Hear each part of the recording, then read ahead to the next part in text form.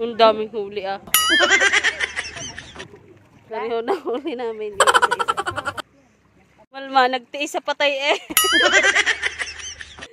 Patay na isda ang kinukuha, hindi makahuli at ang bibilis ng mga isda. Pag sa aso. May isda sa dagat, may dala kami.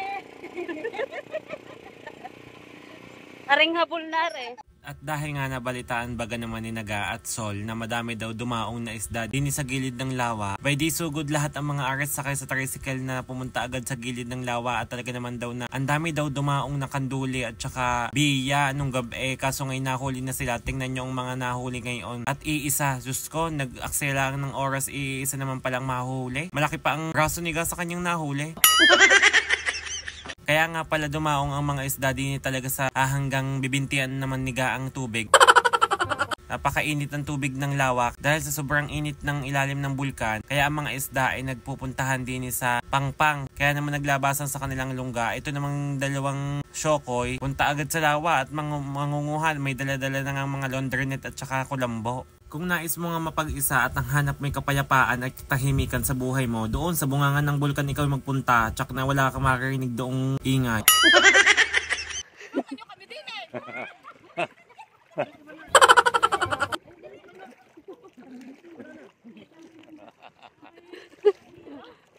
Inang, nakapit nga ang tsinelas.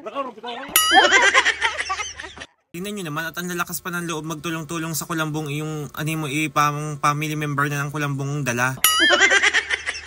Para sa iisang pirasong isda. Sus ko po, iisang pirasong isda ang hinuhuli. Itulong-tulong sa kulambong animo ang hinuhuli si Rena.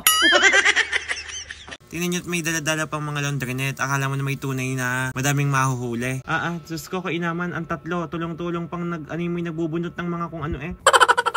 Tingnan nyo nga, ang dami nga palang nangunguha din sa lawa ng taal ng mga isda at talaga namang nagdaungan nga din ang mga isdang galing doon sa malalim na parte ng lawa at dahil sa sobrang init nga ng lawa at dahil dala ng init ng bulkang taal sa ilalim kaya naman nagdadaungan ang mga isda din sa mababaw na bahagi ng lawa. Napakadami nga palang isdang maliliit na patay kasi nga sobrang init ng tubig, hindi nila kaya. Ang ibang ang isda nahahawakan mo na hindi sila napitlag at hindi sila nalangoy palayo. Makikita nyo, animoy hirap na hirap sa paghila ng kulambong area, wala namang kahuli-huli ni isa at butas naman pala yung ilalim, edi yung lahat ng buhay ay alpas at ang lahat ng patay ang siya nahuli ng kulambo.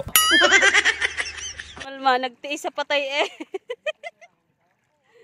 Patay na isda ang kinukuha, hindi makahuli at ang bibilis ng mga isda.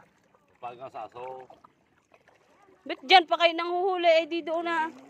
At kung mapapansin nyo nga sa tabi ng pangpang na ito ay napakadaming patay na isda dahil nga bunsod ng napakainit na tubig ng lawa ng taal dahil sa bulkan. Tingnan nyo naman kung gaano kadami ang mga patay na isdang kaliliit sa halip na lalaki pa isa dyan namang hindi na kinaya ng isda ang sobrang init na tubig kaya naman lutang ang lahat ng patay ng isda. At hiling-hiling nga sila sa nahuli ng mga are dahil sa sobrang lalaki ng isdang are. Yung ganun ang nahuli nila yung malaki pa ang braso ni Ga. Diyos ko ay anong laman na makakain doon sa isdang iyon, tingnan nyo.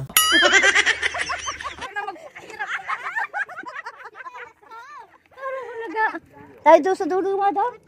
Doon daw sa hindi pinupunta. Nakadalawa naman si call center. Yan na!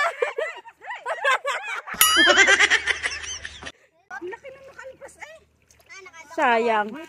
Ang laki naman na nakuha ko. Ay! Iba, nakatatlo na. Magaling talaga si call center. Marami nahuli si call center.